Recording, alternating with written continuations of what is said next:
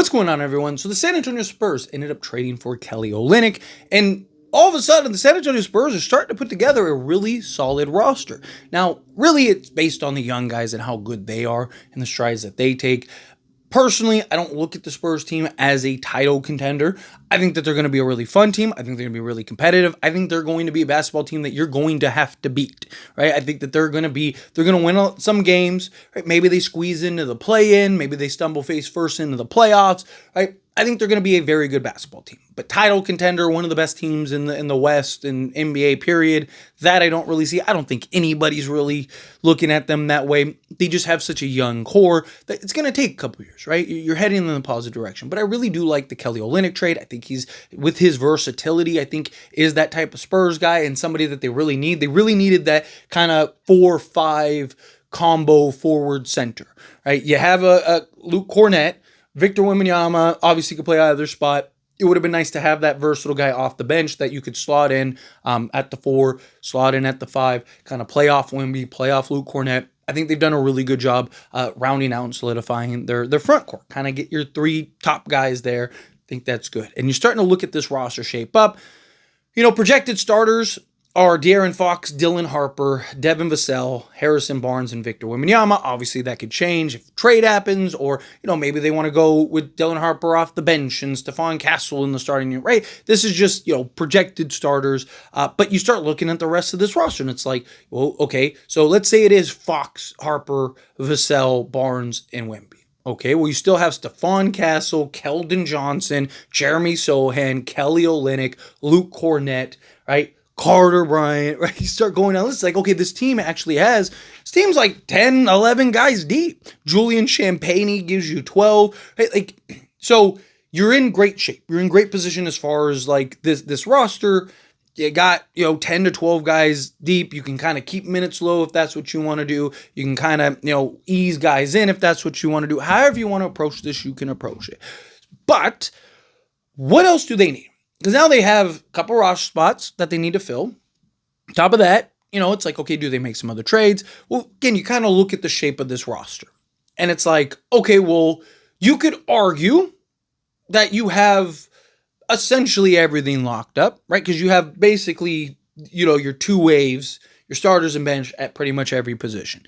They're definitely locked up at the guard position, right? You have 5 guys that can play the guard, right? So I don't think you're really worried in that regard. So you're good in the guard position. You could argue good at the forward positions, right? Because you have Carter Bryant and, even Julian Champagnie hit 6'8", if you needed to, slot over to the 4, Victor Wembanyama. You got a lot of guys that could slot in the 3 or the 4. And then some guys now that could slot in 4, 5. So it's like, okay, well, what could this team need? I think unless you're going in, trading to get like that impact guy, I still stand by you go one or two directions. I think you kind of continue to fall. You got a veteran guy in a Kelly Olynyk, but you either go and continue to add veterans. A Kevin Love gets bought out. Kevin Love, I think, would be fantastic. Could slot in, kind of operate as, a bench guy for you. Maybe get some spot minutes here and there. Or you go the youthful route. Bring in Amani Bates. 6'9", versatile, slot in, potentially 2 through 4 for you, and has the upside and potential, right? Either take a flyer on a guy, or go and get a veteran guy. Like I said, a Kevin Love, any of these. Chris Paul was willing to change his mind and was like, all right, I'll just retire Spur and Compton. That would be great, right? Somebody that could just come in and play kind of the mentor role, but in a pinch. Like, I don't want like a Udonis Haslem where it's just like the guy never plays and he's just there. I understand how important Haslem was to Miami during his tenure, and that's awesome and great for him. But ideally, you want a guy that can kind of play in a pinch if need be and actually do well and play a role and all that stuff, ideally, if you're in that situation. So I wouldn't hate them kind of going the veteran route. Like, add a couple of it. You got more than enough young guys. You got young guys at every position. Right? You got Dylan Harper at the point, Stephon Castle at the 2, Carter Bryant at the 3, Jeremy Sohan at the 4, Victor Wembanyama at the 5. And that's not counting guys like Harrison Ingram, Juan Nunez, who's a stash or a draft and stash guy, right? Like you have guys littered all over the place. So again, yes, you could take a flyer young guy, but I wouldn't hate kind of bringing in, again, a quality vet guy. It's just, you won't, I don't know if you'd be able to find, like a DeAnthony Melton would be great, but he's going to want to play, he's going to want the minutes, he's going to want those kind of things. So I'm talking about, again, like a Kevin Love, who he's fine. He just wants to, be in the league still, make some money and play some spot minutes here and there. Perfect. We got you. Here you go. Right, type thing.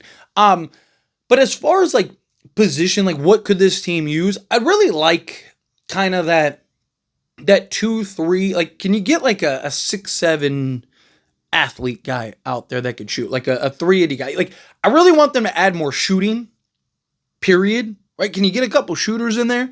Because that's kind of the one glaring issue with the Spurs. Right? They don't have a lot of shooters on this roster. Right? De'Aaron Fox isn't a great three-point shooter. He can be streaky at times. Victor Wembanyama definitely is streaky at times. Jeremy Sohan has 0 three-point shooting skills. I mean, hopefully that kind of improves. We'll see this season. But like Stephon Castle wasn't a great three-point shooter last year. Dylan Harper wasn't great in college. Like you look around, it's like our best three-point shooter is Harrison Barnes. It's like, don't get me wrong, he's great, but like, you could kind of use some more shooting, but I kind of would like that like that 6'7" guy that could slot in like a 2 through 3 for you. I kind of play either role, maybe even on occasion the 4 in like a small ball lineup, right? Where you're kind of just going, run and gun, pace and space type of lineup with maybe like a De'Aaron Fox. Maybe I like De'Aaron Fox and then like a bunch of like 6'6" to 6'7" guys and maybe, like a 6'8" guy, and maybe Jeremy Sohan in the middle as like the lob threat, right? And you're just kind of like pacing teams out and whatnot. Like something like that I think would be kind of cool. But I'd like that kind of 6'7" guy that you could slot in. And you might be asking like, okay, well, why like specifically a 6'7" guy? Because I think they have enough like 6'8", like the 3 or 4 guys, Harrison Barnes, Carter Bryant, Julian Champagne, like those guys that could slot in those spots. Kind of would like that versatile guy. Yes, you have like a Stephon Castle could slot in.